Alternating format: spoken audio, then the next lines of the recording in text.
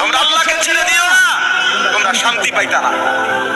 বিশ্বাস করো বাপ, এই মোবাইল থাকবে না, এই ফেসবুক স্থায়ী না। কখনো মন চাইলে আপনার সচল থাকে, কখনো মন চাইলে নেটওয়ার্ক সচল থাকে না।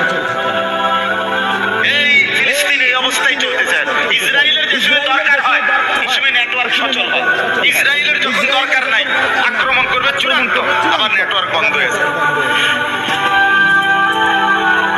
বুঝেন নাই কথা? হ্যাঁ, এটা স্থায়ী কিছু না, এটা কোনো কিছু না।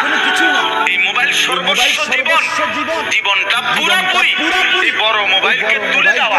রাত দিন 24 ঘন্টা নজর শুধু এই মোবাইলটার দিকে। না রে বাপ, এটা কোনো মানুষের জিন্দেগি।